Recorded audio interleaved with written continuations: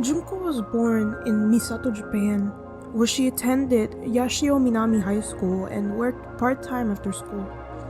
She was known to be a good student. She was very attentive to her grades and didn't have many absences. She was also very well liked by her classmates and was somewhat popular. Prior to her abduction, she had been asked out by one of the boys who soon would become her aggressor, a teenage boy by the name of Hiroshi Miyano. Miyano was known to have ties to the Yakuza and to be a problematic student. On November 25th, 1988, at exactly 8:30 p.m., Miyano and his posse comprised of Nobuharu Minato, Jo Kamisaku, and Watanabe Yasushi spotted Junko heading home from work on her bike, and Minato decided to kick her off of it. They were initially trying to find women to violate. Junko happened to be the unlucky victim. Minato fled as he kicked her, and Miyano pretended to have coincidentally witnessed the scene and offered to help her home. He was actually leading her to a warehouse where they had much more sinister plans. He proceeded to violate her in the warehouse and then again at a hotel he took her to. After this, he took her to Minato's house where they told her that she would have her family hurt by the Yakuza if she tried to leave or ask for any help. They then proceeded to gang violate her. 2 days later, Junko's parents contacted police about her disappearance, but the boys had been alerted by the search parties and they told Junko to call her parents and tell them that she was safe. Minato's parents and brother knew of the situation, but they were too scared to intervene because of the Yakuza connections. Junko spent 44 days being violated and basically ruthlessly. She had been violated and beat by over 100 men, it's estimated, as they invited friends from the Yakuza to often join in. She was starved, hung from the ceiling to be used as a punching bag, had barbels dropped on her stomach, force-fed roaches, and to drink her own bodily fluids. They inserted objects in her, like scissors, a light bulb, and even a lit-up firework. Junko was said to be slipping in and out of consciousness from the vicious abuse these boys would subject her to, which they would dunk her head in cold water to wake her up and continue their abuse. Eventually, she passed out after a game of mahjong that she had won, where the boys got upset and they beat her to death. Not even 24 hours after her passing, they wrapped her body up and they put her in a cement barrel in hopes of her disappearing and their sins being washed off of their hands. One of the accomplices told Minato's brother, who then alerted his parents, which finally prompted them to call the police. However, once police arrived, they were told no girl was present and they refused to search the house. They received backlash for that poor protocol because had they searched the house, they would have found Junko after only 16 days of disappearance instead of 44 days, and she would still be alive. Junko had attempted to call the police herself while the boys weren't around, but one of them noticed her and alerted the cops that it was a false alarm and that nothing was happening in the house. Then they proceeded to douse her legs in lighter fuel and burn her as punishment. The sheer brutality of the attacks made it hard to recognize her after the body was found.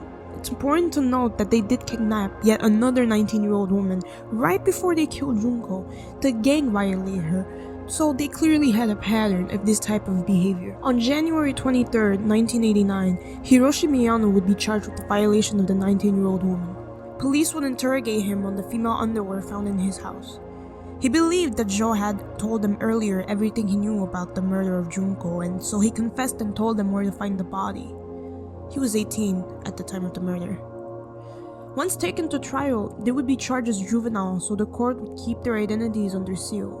However, a journalist who claimed they didn't deserve any anonymity for their vile acts exposed their faces and their name. The boys pled to committing bodily injuries that resulted in death, which was a less severe punishment than if trialed for murder. Hiroshi Miyano, the found leader, was sentenced to 17 years, but he served an extra 3. He was also denied parole. Nobuharu Minato originally received 4 to 6 years, but was resentenced to 5 to 9. He was 17 at the time of the murder. He was also arrested for attempting to kill a man in 2018. Yasushi Watanabe was sentenced to 3 to 4 years but was upgraded to 5 to 6. He was 17 at the time of the murder. And finally, Joe Ogura served 8 years. He boasted about his crimes after release and tried to attack another man in 2004 he thought was involved with his girlfriend. His mom also likes to defile Junko's graves as she believed that she ruined her son's life. He was 17 at the time of the crime. It's important to note that in Japan, there is no such thing as a life sentence, but I can't understand how these people would be so lenient towards some vicious crime, because this was a vicious crime. I left out a lot of information of the actual acts because they were too atrocious to even fully get into.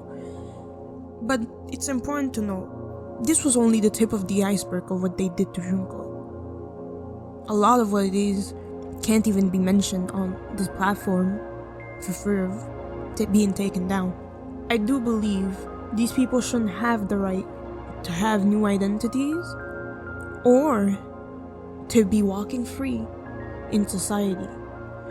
Had it not been for the fact that Miyano got caught violating a 19-year-old woman prior to the murder of Junko, we would have never known about her whereabouts or where her body would be, and her story would have been left unheard. One of the most disgusting things I've ever had to witness or read. There is a movie on this case called Cement. I don't necessarily recommend watching it unless you really just want to watch a recreation of what her experience was like. Everything in the movie, of course, is fake. There is no real footage, but it's still very twisted once you know that this was a real case. And not only did she suffer way worse than what the movie shows, but she was never shown any mercy.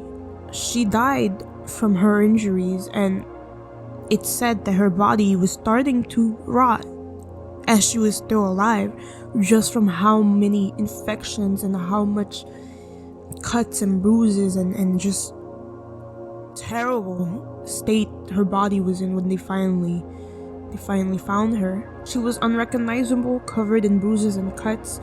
I saw a picture on Google while researching. I don't recommend searching, at least not in Google Images. If you want to hear more about her story, I don't recommend searching Google Images because there is pictures of her crime, of her body, and it's too gruesome and very graphic to even look up, I'd say. This case hit home a little differently for me. Usually I'll cover topics of, serial killers. Like I have covered the Ed Gein and Jeffrey Dahmers, and this one was different.